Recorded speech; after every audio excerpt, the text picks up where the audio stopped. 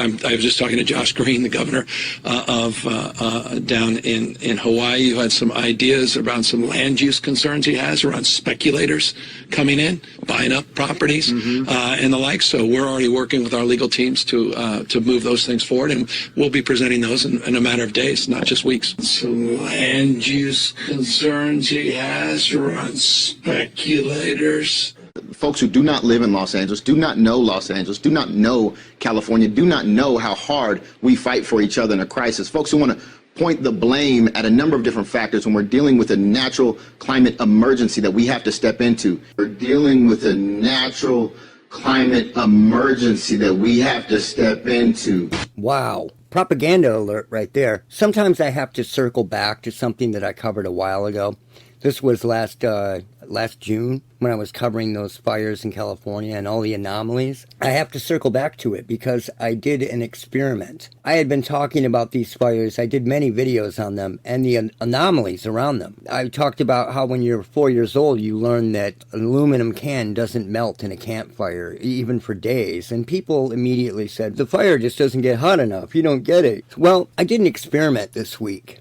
With that in mind, I had a tree fall in my yard. So I got the chainsaw out and I got to work. And I have a pretty large fire pit, about 4 or 5 feet across. And since I knew I was going to be burning a hell of a lot of tree, I got 2 cans and I threw them down into the bottom of the fire pit. And I started burning. And I burnt wood for days. Days. So much so that when I was done, days later, the hot coals were hot enough to immediately ignite anything that it touched. So here is the rather large fire pit. There was over a foot deep of hot coals. I started digging it out here, and I had been well into digging and cleaning out that ash because there was a whole hell of a lot of it. And if you look here, there's a can right here. Here's another photo I took after I took the shovel and kind of lifted it up so that you could see that it was down in the pit there.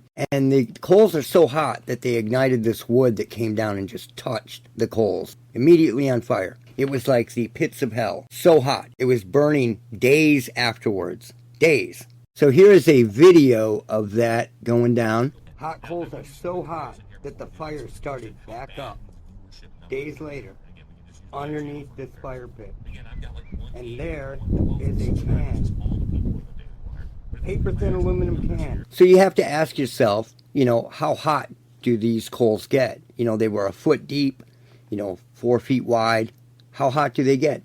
Well, they get pretty damn hot. We'll ask Google, since it's, just a pretty cut and dry question. A 1 foot deep bed of hot coals can get from 2,000 to over 3,000 degrees Fahrenheit. But that's with forced oxygen, forced air. So the average are from 1,000 to 1,500 degrees. This was extremely hot. The total, these sat burning. I was burning tree for days, and then they sat in these hot coals for days. It was like almost a week of constant exposure to hot coals. So here are the cans. One was shot with an air gun, and one was shot with an air gun right there. But you can still tell this is a Coke can. And after all that time, paper thin can didn't melt, didn't even, get eaten away. Nothing. They looked exactly like they went in. They're charred. That's it. There's the bottom of the can for reference, totally intact. So, how hot does a forest fire get? Now, they would answer the question about a 1 foot deep bed of hot coals. But when I asked how hot did the fires in California burn, Google would not answer it. Instead, it sent me to a video by some random guy who says that it's believed that these intense wildfires can get up to 1,400 degrees Fahrenheit. It's believed, but they don't know. But it's melting aluminum wheels that are thick as hell. But these paper-thin cans didn't melt when they were put in hot coals for a week, which were at the same temperature or hotter than this. These are just more beliefs that we're supposed to have, that these fires can burn up to 1,400 degrees naturally, right? Naturally. I won't talk about the stuff in the sky that comes down on everything, making it basically thermite. But it's pretty interesting experiment, and it's a pretty interesting result that I got.